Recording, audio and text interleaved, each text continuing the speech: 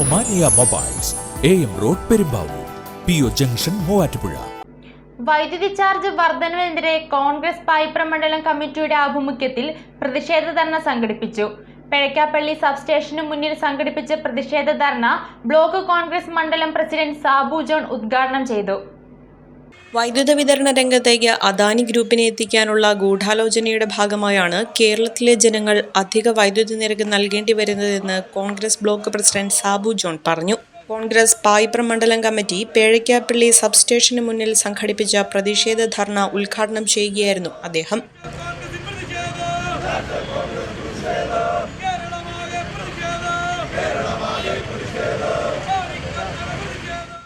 ജാമുവ company ഉൾപ്പെടെയുള്ള കമ്പനികളിൽ നിന്ന് ഈ പവർ 765 മെഗാവാട്ട് വൈദ്യുതി വാങ്ങുമ്പോൾ ആ കരാറാണ് 2023 റദ്ദാക്കിയത്. എന്തിനാണ് അത് കഴിഞ്ഞ് റദ്ദാക്കിയതിനു ശേഷം ഇവരെന്തിനു വേണ്ടിയിട്ടായിരുന്നു? അദാനിയിൽ നിന്ന് ഈ കമ്പനി ഈ കേരളത്തിലേക്ക് വൈദ്യുതി വാങ്ങാനുള്ള ഒരു പാലം ഇട്ടുകൊണ്ടാണ് ആ കരാർ അവർ റദ്ദാക്കിയത്. പിന്നീട് ഇവിടെ വൈദ്യുതി ക്ഷാമം ഉണ്ടായി. ഈ കരാർ 765 മെഗാവാട്ട് വരുന്നില്ല, വാങ്ങുന്നില്ല. വൈദ്യുതി ക്ഷാമം ഉണ്ടായിക്കഴിഞ്ഞപ്പോൾ സ്വാഭാവികമായും അടുത്ത കമ്പനികളുമായി കരാറുണ്ടാക്കണം.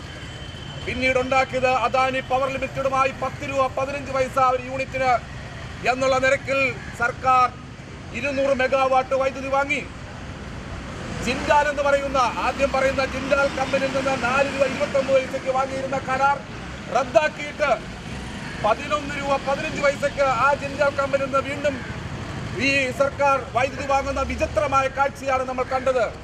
കുറഞ്ഞ ചെലവിൽ വൈദ്യുതി ലഭ്യമാക്കാനായി 2016 UDF സർക്കാരിന്റെ അവസാന കാലത്ത് വൈദ്യുത ഉൽപാദക കമ്പനികളുമായി 25 വർഷത്തെ ദീർഘകാല കരാർ ഉണ്ടാക്കിയിരുന്നു. എന്നാൽ തുടർന്നു വന്ന LDF സർക്കാർ ഈ കരാറുകളെല്ലാം റദ്ദാക്കി. കോടികളുടെ നഷ്ടമാണ് ഇതുമൂലം വൈദ്യുത ബോർഡിന് സംഭവിക്കുന്നത്.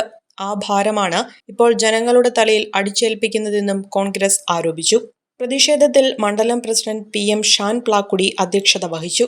Mathews Varkey, KH Siddique, Sophia BV, KP Joy, KK Ummer, PK Manoj, Anil PA, Eldose P Paul, Saji Paikkadan, Shanavas Parambil, MC Vinayan, Shoukath Ali Meeran, KK Santhosh Kumar, Moosa Thottathikudi, Viji Prabhakaran, Naji Shanavas, Manaf Chamakkalayil എന്നിവർ പങ്കെടുത്തു.